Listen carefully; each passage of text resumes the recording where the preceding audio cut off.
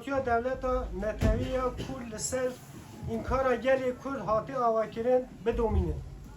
Lê li dijî vê siyasetê gelê Kurd li dora destkeftiyên Rojava û Kurdistanê bûne yek. Gelê Kurd kevne şopiya berxwedana xwe xurt kiriye û hevalbendên xwe re tekoşîna xwe roj bi roj pêş dixe. Parasnevan destskeftiyan bi xurtkirina yekîtiya netewî pêkane. Helvesta siyasî ya hevpar, hişmendiya parastinê û perspektîfa pêşeroja hewbeş bingehên vê yekîtiyê ne. Her ku yekîtiya neteviya xurt dibe, destkeftiyên demokratîk jî li ser bingehekê xurt têne avakirin. Bi vê ruhê em bi duruşmaya Newroza Azadî û Yekîtiya Demokratîk pêşwaziya Newroza 2026 dikin. Ji bo gelê Kurd, Newroz sembola serhildana li dijî zilmê, îradeya hebûnê, li dijî înkarê û agirê azadiyê. Gelê me yê ku ziman û nasnameya wî hatiye qedexekirin, bi agirê Newrozê bîra xwe ya dîrokî parastiye berxwedana xwe xurt kiriye û meşa xwe ya bi azadiyê domandiye. Her sal agirê Newrozê de yekîtiya gelê me xurttir bike û bibe sembola biryardariya me ya parastina pêşeroja hewpar.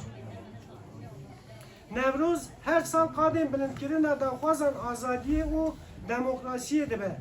Mîrata dîrokî ya Newrozê tekoşîna merhûnî dike û çanda berxwedanê gelê me zîndî digire. Di vê çarçoveyê de pêvajoya aştî û civaka demokratîk ku di 27 Sibata 2025 de ji aliyê Serokê gelê Kurd Rêzdar Abdullah Öcalan ve hat destpêkirin sala xwe ya yekem temam kir. Gelê Kurd di vê pêvajoyê de li pişt îradeya xwe siyasî sekinî û piştgirî da ve guherîneke demokratîk.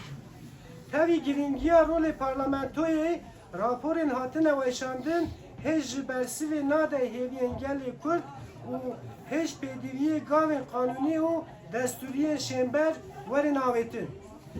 Misogerkirina şert û mercên azadiya fîzîkî û xebata azada Birêz Öcalan ku serkêşê pêvajoya aştî birûmet e. Ji bo pêşxistina çareseriya demokratîk û aşîtiya mayînde pêdiviyeke dîrokî heye. Li ser vê bingehê em ê di vê Newrozê de tekoşîna azadiyê di pêvajoya aştî û civaka demokratî de bêtir bihêztir bibe. Newroz ji bo gelê Rojhilata navîn hatina biharê ye, nizgîniya biharê ye.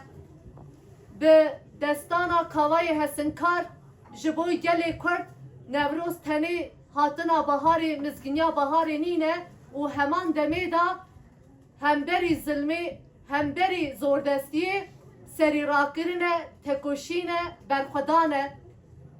Di dîroka Kurdistanê da hem dîroka mîtolojiyê, hem dîroka olê, hem dîroka netewiyê da gelê Kurd her tim hemberî zordestiyê berxwedaye, çongdanêniye û her wiha kavayê hesinkar dema ku hemberî dehaqê zalim berxweda ew önlüka pêşberî xwe ya ku hesinkarî dixiste ala raperîn û serhildanê. Dîsa kavayê hemdem mazlûm doğan bi bedena xwe dixiste ala berxwedan û tekoşînê.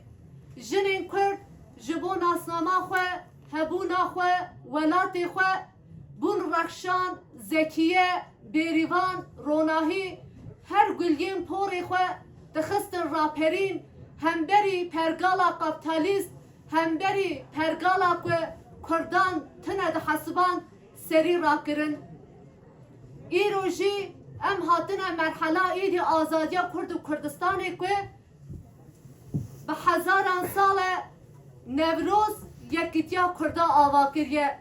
Bi yek dilî, bi yek rihî, bi yek armancî her sal di çar parçê Kurdistanê da gelên Kurd bi yek avazî têne qadan da bi rengê xwe, bi çanda xwe, bi zimanê xwe ev roja xwe dîrokî wekî neteweke li ser dinê cîhanê berxwe dide û ava dike.